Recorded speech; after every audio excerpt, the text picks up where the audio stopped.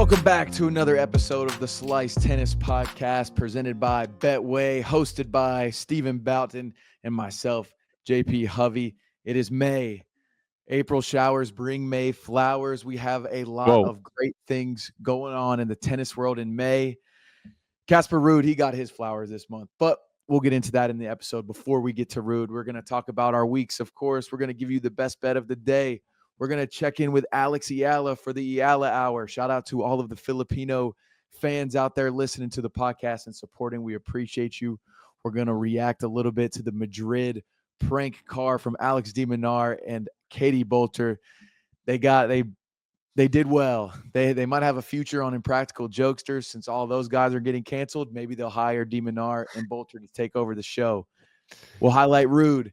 We're going to talk about Rome, the Rome draws, what we're looking forward to, and, of course, the return of Jannik Sinner, and last but not least, our YouTube comments. We had 8 from the past week, so if you 8 are in here listening right now, you're going to get shouted out at the end of this episode. Steven, Yes. How are we? Your eye looks a lot better than last week. Yeah, eye's better. For those of you who don't know, I poked myself in the eye, more like stabbed myself in the eye with a barbecue utensil. Almost lost my eye, but we recovered and it healed fast. So thankful for that, because I would not have wanted to miss the NHL playoffs this last week, because they are all time. Just the playoffs are, this first round specifically was like one of the greatest that people can remember, but the last 2 games were crazy. Like 2 crazy comebacks in the last minute. For example, Winnipeg last night came back. They were down 3-1 with like 3 minutes left. They scored once, and it's in Winnipeg, and it's a whiteout in the crowd, so everyone's like standing. They've pulled the goalie at 6 versus 5, and they scored, and then it was 3-2, and then it got down to 1.6 seconds left. And it's not like basketball. For those of you who never watch hockey, it's not like basketball where you can dribble it down and like set up a shot at the last second and wait for it. It's like the opponent, your net's empty usually, so the opponents are trying to shoot it at your net if they get the puck. So it's like chaotic all the way through. And then they banger of a goal. Yeah. Sorry?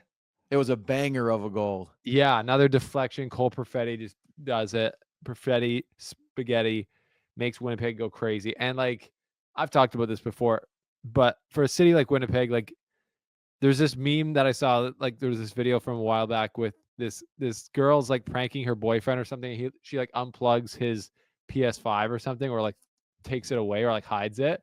Yeah. And then she's like, "Why do you always want to play?"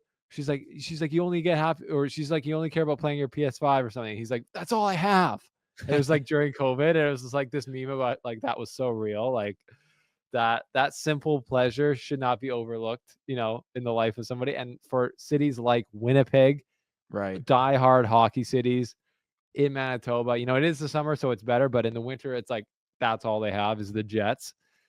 When they're on the brink of losing, and then they can like come back from the brink like that to win Game 7, they score that goal to tie it to go to overtime, and then it goes to 2 overtimes. Like, so 40 minutes later, they score again to win. It's the captain. He's just like doing this, going down the ice, like buck wild.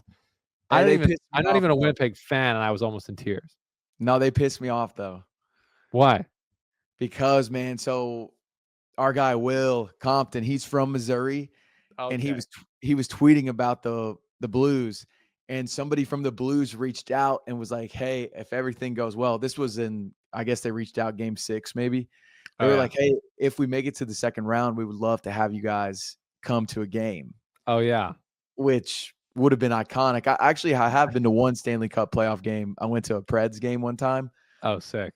But to go to the Blues and be able to do probably like go back, behind however you want to call it, backstage. But yeah, it would have been awesome. But shout out to the Jets, of course. It was playoff hockey's elite. Yeah. Well, that is sad. I would have loved to see you and the Bussin' Boys around Jordan Binnington and getting clips with him. Like, he's the goaltender for the Blues, obviously, and he won the Four Nations Cup for Canada, and he's just iconic. Like, back when he won the Stanley Cup Game 7, I think they were asking before, they're like, "Are you nervous?" And he's like, "Do I look nervous?" It's just an iconic pre-game quote in hockey. Most guys don't show their personality too much in hockey, and So that was great. Yeah. So happy for the Jets, sad for the Blues, sad for you guys, but maybe next year. Yeah, like the hockey playoffs are elite, and like Yeah, every sport, the NBA's playoffs are also way better than like the regular season. Whereas I feel like football is like the playoffs are amazing, but the regular season is still pretty good. Like every game matters, I think, more in right. in the NFL than like the NBA, or you can get these serious lulls. So Yeah, man, I just this time of the year, to be honest, NBA playoffs, NHL playoffs, the French Open, you know, elite. golf tournaments going on. Anyways, it's elite. That's my week. Sorry, long onslaught there, but yeah, NHL playoffs, we're back in action. So that's kind of all I'm living for right now.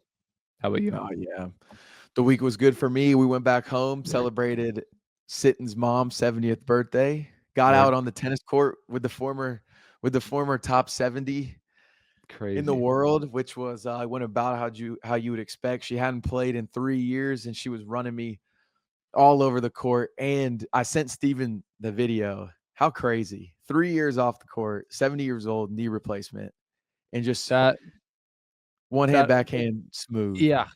The backhand, like the strokes, like you can just tell they never leave your brain. Like the muscle memory up here never goes away. Her forehand was elite. The backhand was just milky smooth. Yeah, serious. You can just tell there was, is serious just tennis like DNA in there, and Hey, amazing stuff. and it wasn't just physical too. It was remember she hadn't played in 3 years. She was missing a few like volleys up at the net, and she was getting so upset at herself. She's like, "That's so bad. That's so terrible. I never did this. Like, I've got to be better." I'm like, "It is Classic your tennis player right there. Love that. classic tennis player. It does not leave you." But Yeah, so yeah, we were back home. That was my weekend. Solid weekend, that's and awesome. I we saw are a picture looking. with some duckies. Was there a ducky race? What's that called when they put them down the Dude, river? yeah, they did a duck race, and that was we have these like this waterfall in my hometown, Yeah, and they raise money for charity, and you can buy a duck for like $20 or $5 or something. And if you win the race, there's like all the ducks go down the waterfall, and then there's a tiny little hole like in the first one that goes through. You either get like free groceries for a year from Publix, $2,000 cash prize, or one other thing. And it would like, thousands of people are downtown for it. that's I'm awesome. like, it's so funny what people are interested in and what they'll show up for. And if you have the right like marketing or whatever behind it, people will show up, and it's Yeah, it's always cool. Like the downtown area is really nice, but yeah, it was awesome.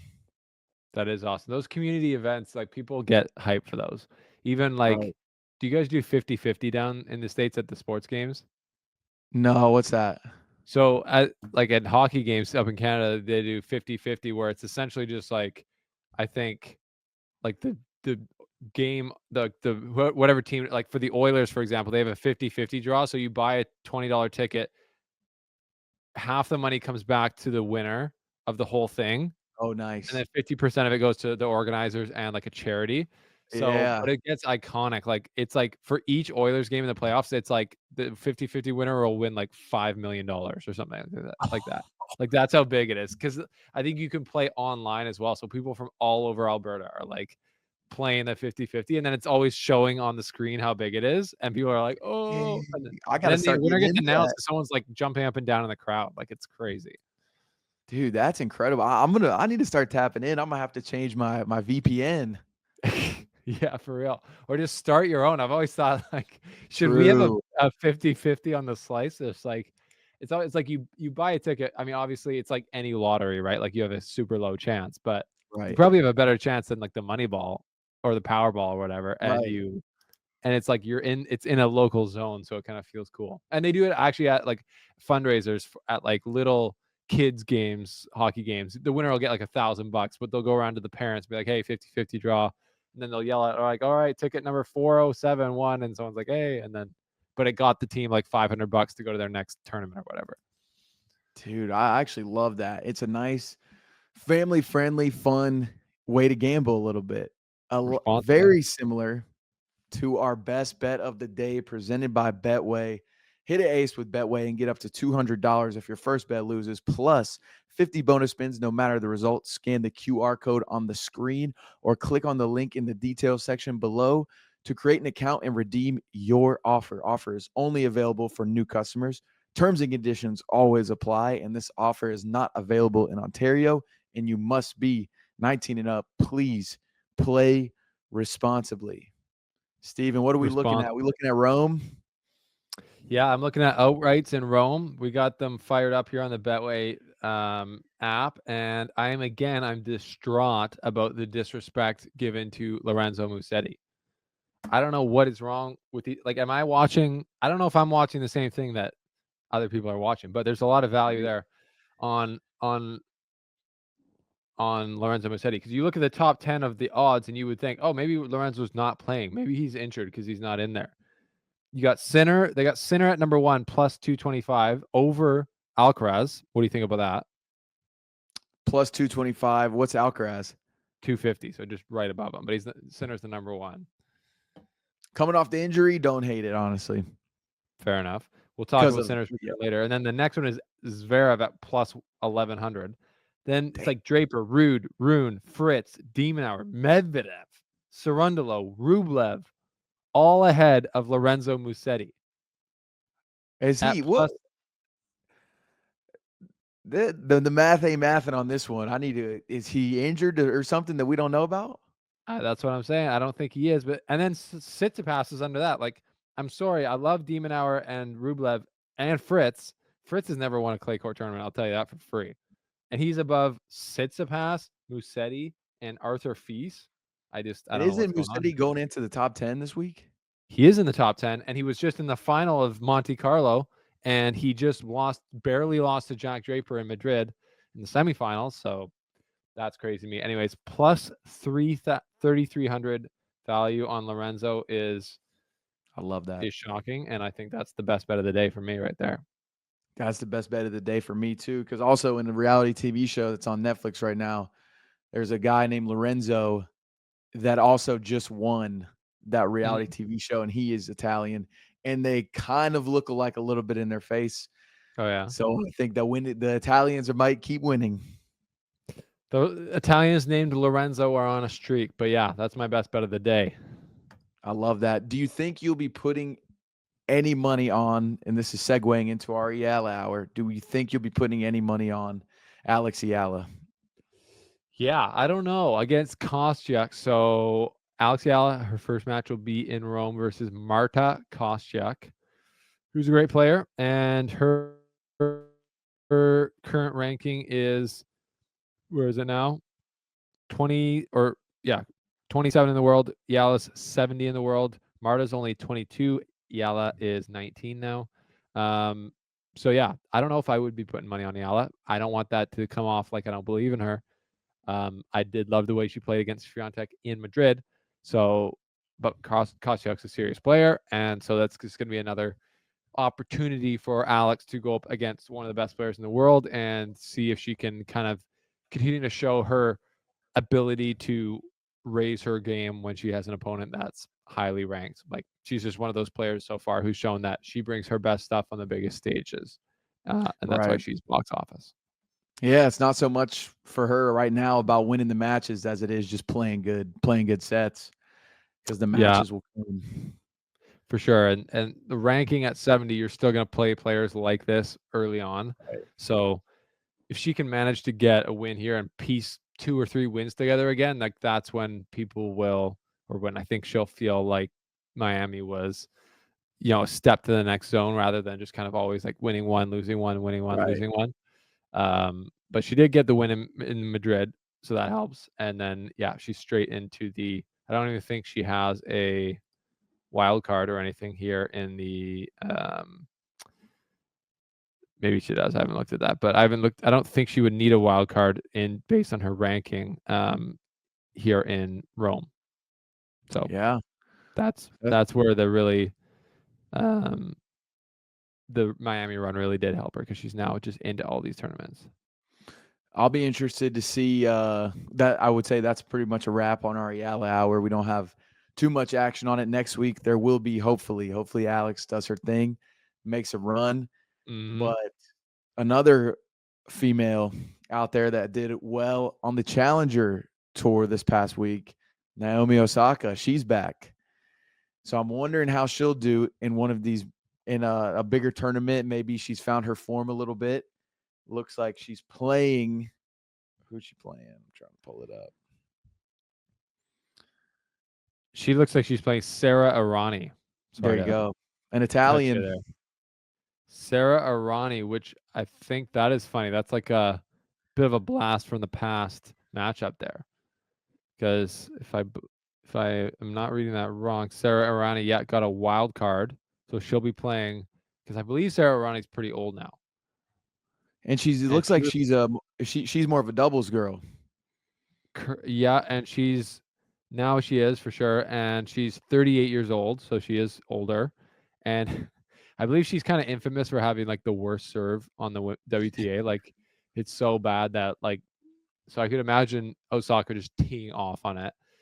But Arani also got to like, I think top 10 and maybe a Wimbledon singles final Oh, nice. in her career with like that serve that was just kind of atrocious, which is hilarious.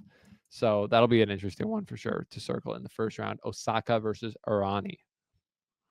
Let's go. I don't know if we even want to dive. Do we want to dive in more on theirs, the women's side, or do you want to go straight Yeah, into? or just from the draw, like yeah, I mean, might as well when we're here on it, the Rome draw. We've got Or looking at it, we've got Sabalenka versus Zhang. we Or not versus Zhang, but Sabalenka and Zhang are in the top quarter, right? and then Coco Gauff's quarter is the second quarter. It has Mira Andreeva in it, as well as a litany of big names, including Emma Raducanu, unseeded. Jasmine Paolini is in Jessica Pegula's third quarter. And then in the bottom corner for Swiatek is Madison Keys. Okay. So Let's see. Swiatek, feeling, I would say, pretty vulnerable right now. Is she going to be able to make? Did you see that last week? Getting Coco Gauff just absolutely laying a beat down. Dude, I mean, yeah, I don't know too much what to make of it because I feel like anytime I say something about Swiatek, she kind of goes out and then like either wins the tournament or makes the final. Right when I think there's a chink in her armor, she Yeah, starts to fall out. So I'm definitely kind of done writing her off after some big losses that she's had in a few tournaments. But man, yeah, I mean, based off this past week, it's just crazy because Coco Gauff, obviously, she looks so good against Swiatek, and then Sabalenka, like her level after losing a final has to be one of the highest levels in women's tennis history. It's like yeah. anytime she loses the tournament prior, that next tournament is like you might as well go ahead and pencil her in for the win. For real, that is hilarious. Yeah, Sabalenka wins in 2 sets in the final over Coco Gauff, who crushed Swiatek 6-1, 6-1 in the semifinal there. Yeah, that's going to be, I think Sabalenka is another huge favorite coming into Rome. But yeah, Swiatek's, you just have to believe that she's going to find her clay Right. game heading into Roland Garros, right? Like Yeah. she said, her against Coco, her movement, she felt like she was never in the right spot with her feet to hit the ball. And then Coco was obviously having a good day and yeah, made her pay for that 6-1, 6-1 double breadstick. But she's got that dog in her. Like she does not like to have that feeling. On the other hand, Casper Ruud reached out, gave a very nice message on X, and then Right. goes on to win in Madrid based on that. Do you think there's any type of, put something good out into the world and it comes back to you type of vibes for Casper Ruud in the Madrid final? Yeah, because so did he tweet? He tweeted that out before his final, right? Yeah, for sure. Yeah, I think obviously Rude. He's been on the receiving end of these same type of comments Swiatek was feeling, and I'm a Rude fan. I Mhm. I love seeing him win. I love seeing him prove the doubters wrong, and he comes across as a type of guy that does feel this way genuinely for other players. And to see, because the clip was going around of Swiatek on her bench, like towel over her head, crying, all the things. And so it's cool to see the men's and women's tours kind of coming to their own support for each other. And And I thought it I was expect it out of Ruud. Yeah, because he's a legend, and I thought it was cool that he spoke up about how the fact that he'd been struggling mentally, and he'd sought professional help for it over the last couple of months, and I thought that was super cool to be vulnerable to that, especially for the dudes out there who don't feel like it's cool or like available to them. So he does that. He lends out support to another professional athlete who's struggling, because it's just because you're a professional athlete, you're rich, like doesn't mean you don't have the same like stress and anxiety that other people do. And then he goes out there and pulls out one of his best performances in a big match to win his biggest title. And you're right, he has faced a lot of these criticisms. Like when he would make it to the Roland Garros final and then lose to Rafa Nadal, people are like dogging him. Right. He can Like, never think win about how Griffin. ridiculous that is.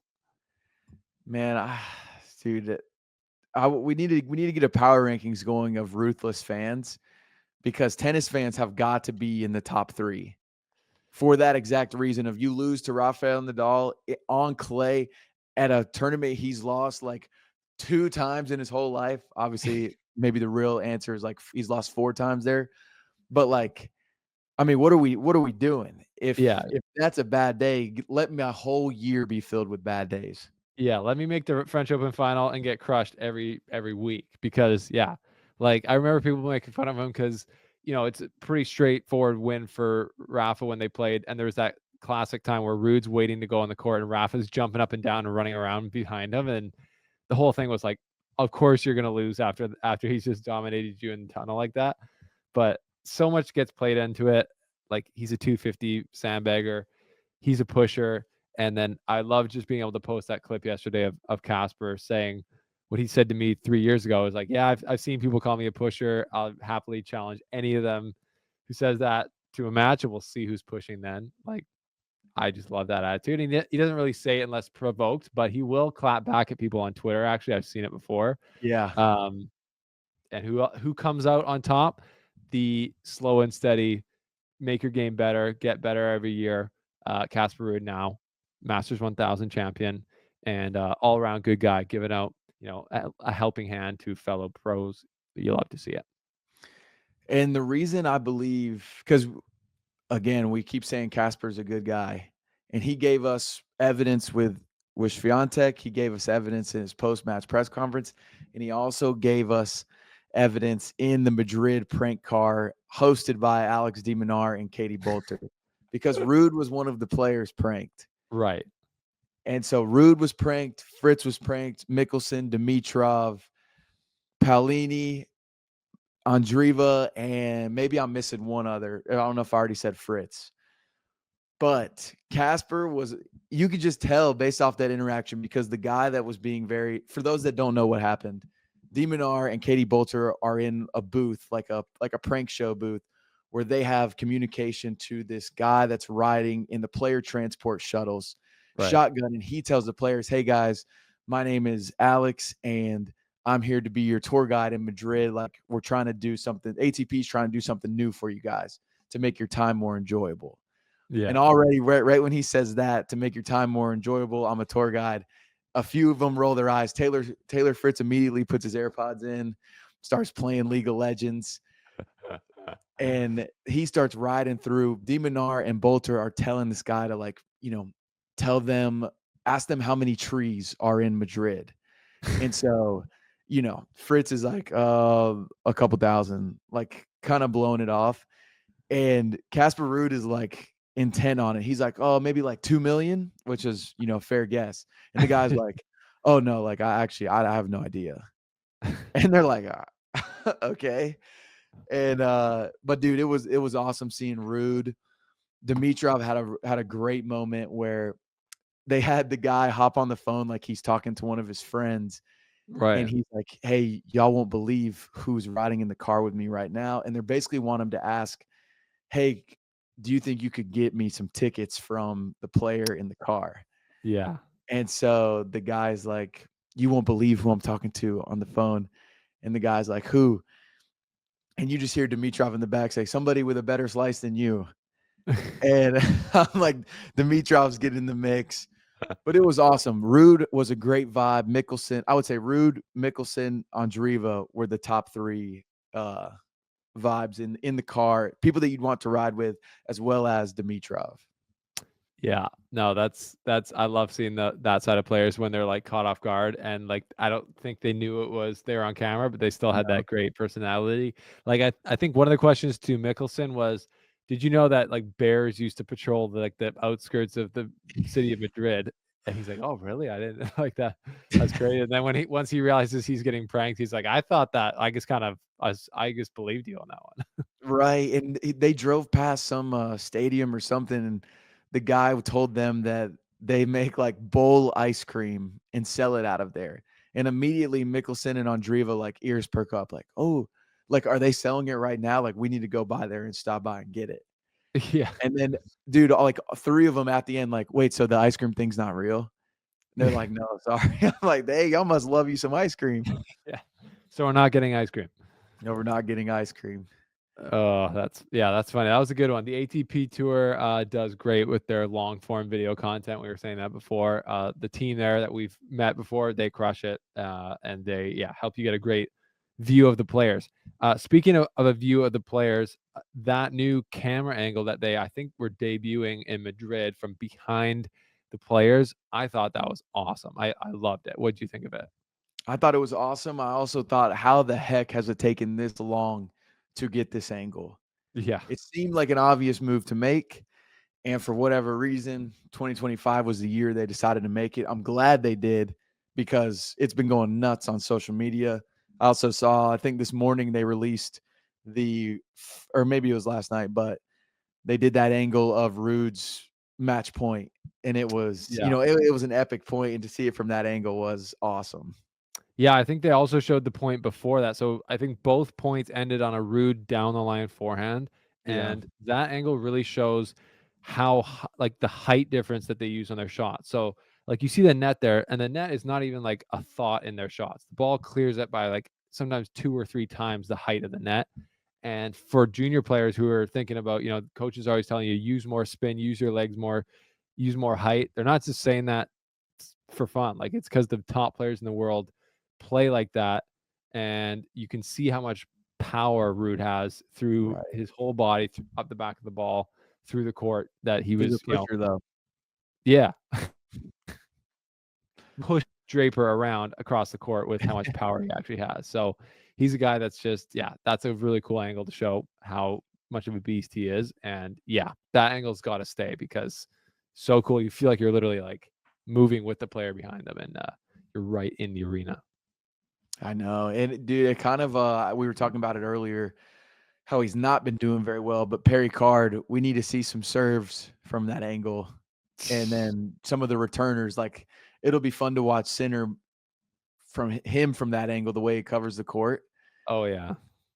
I That wonder will if they'll have that in Rome, but it would be cool to be on the returner side when Perry Card's serving, and just like to see how Yeah. high up they have to return the ball above their head, even though they're standing so far back. I was just looking up for those who care. Pesci Perry Card, who made a great run in, I believe, Brisbane. He has only won one match since the last match he won in the ATP Tour was at Indian Wells. So the clay has not been good to the big serving king. But we'll see if that turns around in Rome for him. Yeah, and that because we're talking about Sinner too. Yeah, He's back. he's back. This And he return of the sin. That's what I was thinking. return of the sin, and he is not coming back as quietly, I think, maybe as we originally thought he may. Because Yeah. he did a little interview, and this one comes from, shout out, Giovanni Palazzo. And in this interview, I guess they asked him, hey, who have you spoken to anybody on tour recently? This is how Sinner replied to that. I haven't spoken to almost anyone. I've spoken to Draper. We're great friends, and he came to train with me. Then with Sonego, at the beginning of the suspension, I received some surprising messages from certain players, while from others whom I perhaps expected something, nothing arrived. But in the end, it's normal. Everyone wants to win. There was no video call with any player, but everything will be fine. I don't want to name names regardless. Steven, what do you make of this? I love it. That's what I said. I think a month ago, I'm almost afraid for the rest of the tour when Sinner comes back, because I know he's been sitting there taking names, seeing who's been believing him or not. And he's not a very outspoken guy, but that's a little bit of, I would say, putting the tour on notice from going, all right, there's that meme of, like, I forget who it is, but he's like, it's like he's like, all right. He's just like looking around when no one's helping him out. Yeah. That's Sinner right now, and he's gonna come back and he's gonna inflict, I believe, damage on the tour, because he's got the time. He has the chip on his shoulder now. I don't think he probably ever had a chip on his shoulder before. He's definitely got one now, I think. And yeah, I would not want to be playing Sinner in Rome, because he's more rested, more in shape, still number one in the world. And yeah, he's coming back big time. I wonder how long he would have remained number one if he just didn't come back and play the whole year. I don't know. Yeah, because he didn't win Wimbledon last year or the French Open. So yeah, if Alcaraz and Zverev kept not winning the big tournaments, Right. like, could have been a long time. Could have been Could have till the been a U.S. Open, where he would have dropped all his points. could have been a baller move if he just waited until the US Open to come back. Like, if he did the math and was like, watch this, I'm gonna show that I can be number one with only playing 3 months on tour. Yeah, yeah. Who Um, knows? But he's I wonder if he's like potentially put on a little bit of muscle again, because you're not playing. You can have the chance to kind of keep some weight on. So this might be the best version of Sinner we've ever seen post yeah. suspension. Is Jack Draper, is he world number 2 now? No, he's, I think, top 5 or 6. Okay. I I couldn't can remember if I was tell seeing you something. in 1 second. He is number 5. Yeah, top 5 for Jack Draper. That is crazy. Top 5 for Jack Draper. It seems like him and Sinner are pretty good friends. Yeah. So I wonder if they've how long they've been friends for, or because with Sinner mentioning that they came to practice with each other. I think that's pretty interesting. Like, Jack Draper's best year, clearly he's a young guy, so I'm sure his peak is still ahead of him, but I wonder if he's went out and sought out Sinner to practice with, just to up his game, get quality practice in. It's tough not to connect the dots and think, well, he's playing really well, and he seems like he's doing all the right things off the court. Good call. And he won Indian Wells. So I don't know when he practiced with him, but maybe he goes, hey, where can I go find someone in the world who's not on the ATP tour, but is like better than everyone on the ATP tour right now? Right. Goes and finds Jannik Sinner, who's sitting out on his suspension, and goes, trains with him, comes back, wins Indian Wells, gets to the final in Madrid, playing the best tennis of his career. And now he's top 5. Jack Draper was consulting Jannik Sinner through the suspension. I think, yeah, like you say, very easy to connect the dots there, and very interesting. And then another takeaway from this cryptic message is Jannik Sinner must be a FaceTime guy, because why else would you throw out there was no video call with any player? The video call, hey, Sinner, respect, FaceTime guy. I like FaceTime. I like voice messages, all the above. And I feel like maybe if he's a FaceTime guy, he could be getting a little bit lonely, because he did also confirm he's no longer dating Kalinskaya. So he might be feeling a little bit more hurt from these other guys not reaching out to him, because he doesn't have his everyday texting buddy anymore. Was he cryptically throwing Draper under the bus, saying you should have been FaceTiming me and not just calling me? He's like, I spoke to Draper, but I didn't receive any FaceTime video. No video messages were had. And it Right. sounds like he was disappointed. So that's hilarious. Do we I think? can imagine Sinner leaving you a video message, when someone doesn't pick up, and they're like, hey, I'm Yeah. just here, hoping my friend would pick up when I called. I guess you're busy. I'll see you next time, Jack. Doop. Now, I wonder if one of the players he's referring to is Novak Djokovic. Now we're trying to really stir up some. Now you're really trying to stir up some stuff. I'm just saying that the question has to be asked. So you're Because their saying that names, maybe Jannik Sinner reached out to Djokovic for some help, or maybe a training partner. He said, hey, Nole, I see you aren't winning matches on the tour. Do you want to come? I'm also not winning matches on the tour. Do you want to come practice with me? And it was just no pickup. I'm thinking maybe nothing ever happened, and Sinner was just sitting there hoping Djokovic would be the one to reach out to him. And Djokovic got his own stuff going on. I don't know. I'm just speculating because there's got to be somebody he has in mind specifically when he's saying this. And I think if he wins Rome, part of the stipulations of his suspension should be you have to, when you come back and win your first tournament, you have to tell us who you're trying to ghost right or who you're trying to ghost speak on. Leak the Yeah. names. Well, there was a lot of people who spoke ill of Sinner for sure, who Right. didn't believe him, who thought he was doping. We had players on our show who said that. Won't name names, but so I think Sinner notices everyone, and I think if I can recall, I don't believe Djokovic like Nadal came out and he said Sinner's clean. Sinner did not Right. dope. Like Nadal said that. I don't recall hearing something to that emphatic from Djokovic. I remember him commenting on it and kind of saying like, "This is the rules. Like, yeah, we need fairness." Right. And I think Sinner would like to see if you're for me, you're gonna say he's clean. I believe he's clean, like a lot of people are. If you're not saying that, then you're not really riding with me, and I'm gonna cook you on the court. It's gonna be it's awesome. It's obviously it sucks that he was gone for the 3 months on tour, but it's great that he's back. It's great that there's Yeah, this kind of villain energy to him. Hopefully he capitalizes on it. If say even if he does have a bad tournament, overall it creates better storylines going into the French Open because nobody's going to write him off ever, even if he is rusty and has an early exit in Rome. People are still going to be predicting a big run in France. for sure. But I'm trying to think, like, when's the last time that Jannik Sinner had a bad loss? That's a good Like, question. Let's see. I think it might be like Montreal last year, like in August. So like 9 months ago is the last time he had like even a And wasn't remote. he even like sick during that or two or something? Yeah, well, I think the news dropped like the next week, so he probably like mentally sick, being like, "Oh my god, what's going on?" It was windy. Yeah. So I wonder, like, I'm trying to click through his things. Last year at Wimbledon, he lost to Medvedev in the quarterfinals in a 5-setter. Yeah, Not that's that not a bad loss. not That's a bad loss at all. And let's see. Before that, semifinal loss to Alcaraz at the French Open. no disrespect there. No disrespect there either. It's probably going to take me a while to go back and find a bad loss, so I'll save the listeners some Yeah, time. but no, it's gonna be amazing to see him back in action. Yeah, Return of the Sin. He's gonna be. I really can't imagine him having a bad tournament in Rome. It's like the No. homecoming.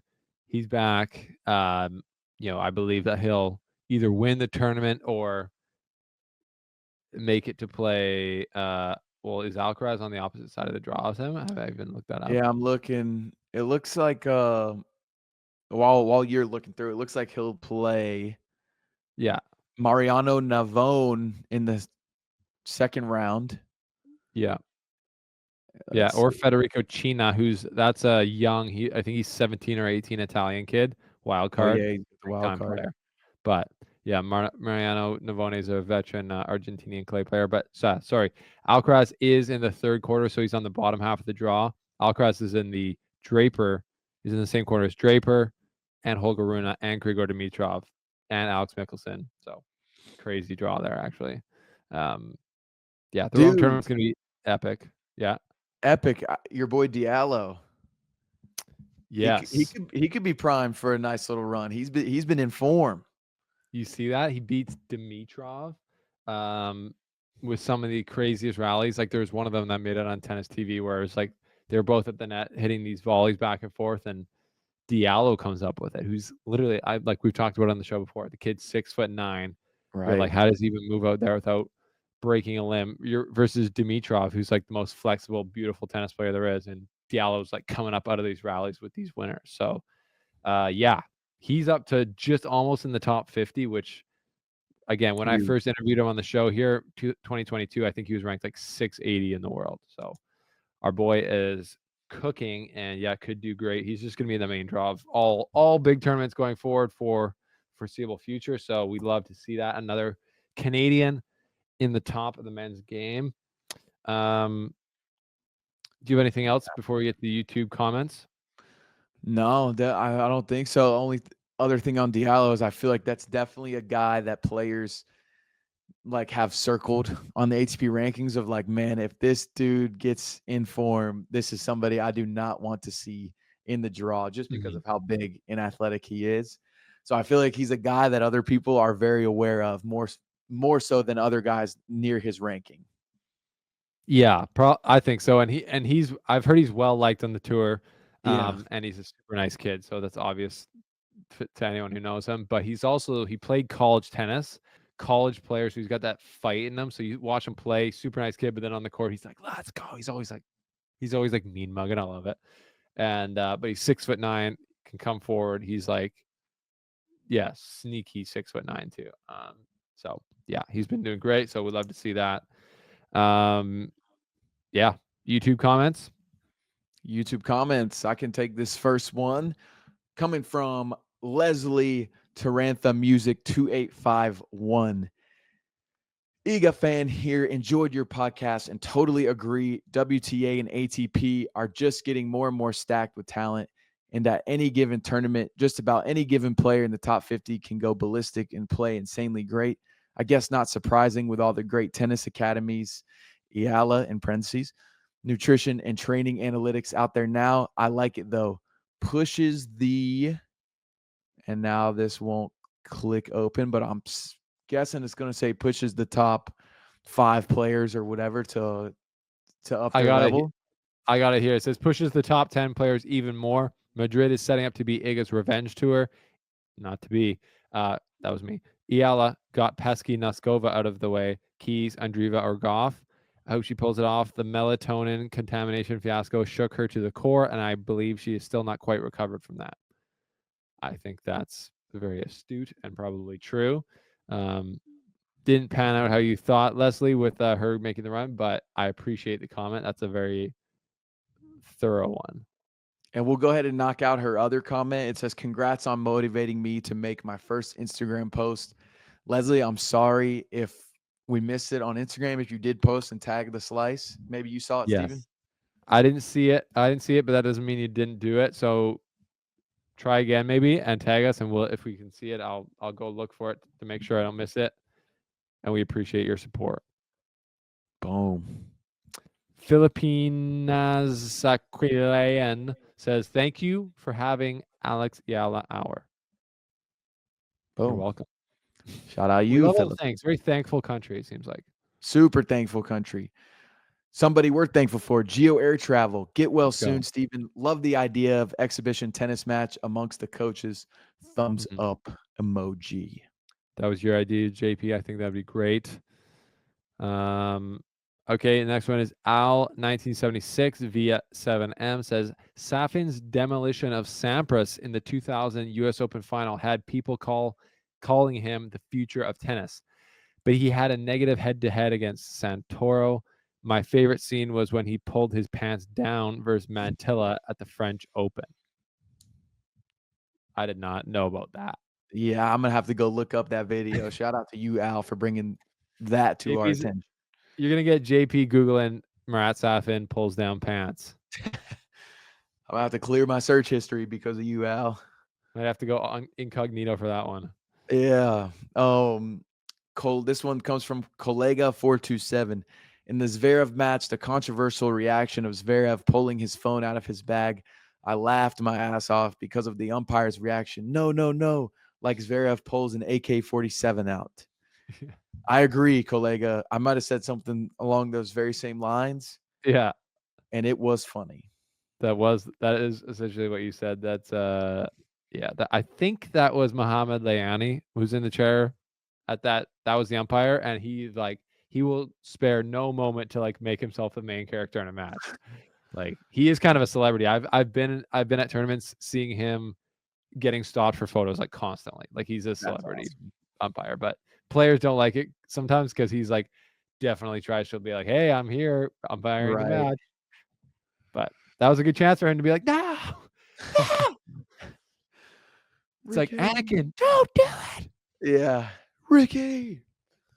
Yeah. All right. Next one is from, J Sancho 8286 says, have you ever checked how accurate Beltway is as far as their pre-match predictions? I haven't really. I don't really see their predictions, but I've seen mine, and they're not doing too hot right now. I've gone on a bit of a losing streak. But Betway is the best place to play if you're going to play responsibly in tennis. And the warmer we get, the warmer it gets outside, the warmer we get in the books responsibly, of course, or the warmer we get on Betway. Right. And for our last comment, these are some of my favorite. This is like my favorite comment on YouTube videos because there's always one. Podvig3720, his comment first. Shout out to the people that are first there early and often. It helps the algorithm. So thank you, Another Podvig, one. for leaving that comment for us. He's like first. He's like, he was there early and he loved that he was there early. So he's like, I'm going to leave. I'm going to let everyone know that I was here first. And there's just that little, like, these are little things in life you need. Sometimes it feels good to be the first comment on your favorite podcast, which I'm assuming we are. So appreciate you and appreciate all the commenters for being here again, leaving your thoughts. Leave your thoughts on Rome, Sinner's return, the return of the sin. And yeah, anything else you're just thinking about, we appreciate here in the comment section below.